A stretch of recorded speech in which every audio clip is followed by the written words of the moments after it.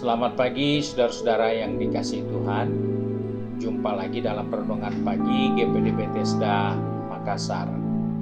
Pagi ini saya akan membaca dari buku Filipi pasal 4 ayat 7. Firman Tuhan berkata sebagai berikut. Damai sejahtera Allah yang melampaui segala akal akan memelihara hati dan pikiranmu dalam Kristus Yesus. Puji Tuhan, firman Tuhan ingatkan kepada kita bahwa Paulus berdoa kiranya Tuhan memelihara dan menjaga pikiran dan hati kita. Saudara yang dikasihi Tuhan, ada banyak orang yang gagal dengan pikirannya. Ada banyak hal yang baik tidak bisa dinilai dengan baik karena pikirannya. Dia dapat mengomentari sesuatu yang baru, mungkin sesuatu yang baik, tapi kemudian diiringi dengan perkataan, tetapi itu memang bagus, tetapi ada hal yang menyusul kemudian untuk mengungkapkan kekurangan, kelemahan, atau hal-hal yang tidak baik. Itu satu gambaran dari pikiran yang tidak terpelihara. Karena pikiran yang tidak terpelihara akan selalu tidak bisa melihat kebaikan yang lebih daripada keburukan. Manusia cenderung untuk terjebak dalam hal yang buruk. Bukankah di Taman Eden iblis menanam pikiran yang buruk? Bahwa semua tanaman, semua buah-buahan yang ada di Taman Eden tidak boleh dimakan. Apakah seperti itu Tuhan? Ternyata hanya satu pohon, buahnya dilarang makan. Tapi karena iblis menanamkan yang tidak baik, sehingga satu itu mewakili seluruh tanaman, seluruh buah yang ada di Taman Eden. Itulah pikiran yang tidak terpelihara. Nah, firman Tuhan katakan, damai sejahtera Allah akan memelihara hati dan pikiranmu dalam Kristus. Allah mau memelihara pikiran kita, tetapi seringkali kita luaskan pikiran kita untuk kemana-mana.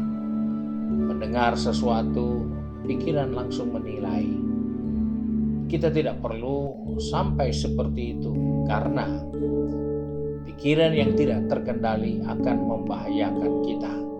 Kedua, dikatakan di sini hati, hal yang penting sekali. Salomo pun katakan, peliharalah hatimu dengan segala kewaspadaan, karena dari hatimu terpancar kehidupan.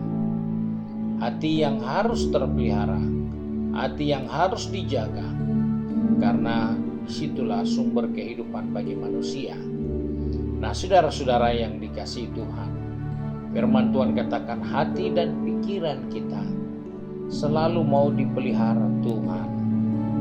Timbul pertanyaannya, bagaimana caranya Tuhan memelihara hati dan pikiran kita?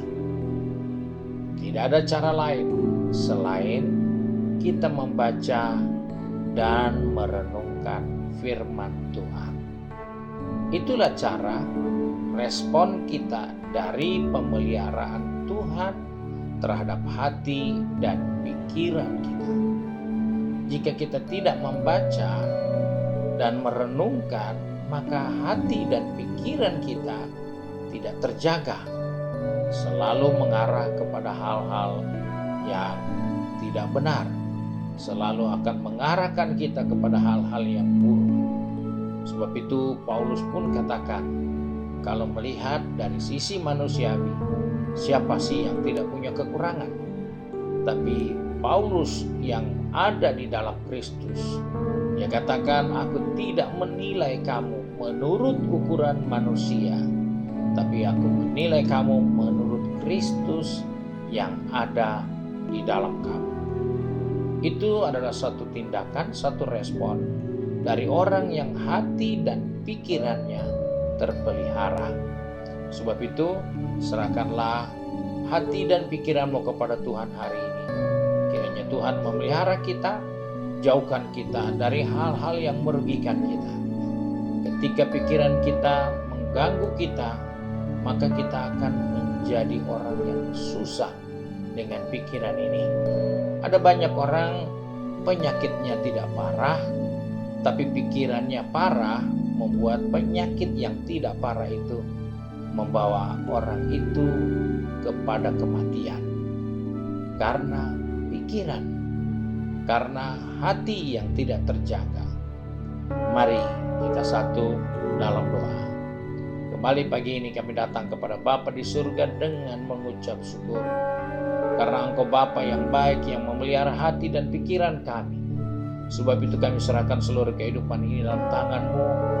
Anak-anak-Mu yang sudah pergi ke tempat pekerjaan, di tempat usaha mata pencarian, bahkan sedang studi, ataupun yang sudah giat dengan kegiatan di rumah masing-masing. Tuhan tolong kami, ingatkan kami bahwa Engkau selalu mau memperbaharui, melindungi hati dan pikiran kami untuk tetap kuat di dalam menjalani hari-hari yang ada di depan kami. Sebab itu tolong anak-anak-Mu, tolong kami semua, baik yang sudah bekerja, di bisnis, kuliah, dan juga dengan kesibukan di rumah masing-masing. Kami tetap ada di dalam perlindungan Tuhan, mulai dari hati dan pikiran kami, sehingga hari-hari yang ada di depan kami akan menghadapinya dengan suatu kepastian bahwa Engkau ada bersama kami senantiasa. Terima kasih Bapa untuk berkat-Mu hari ini.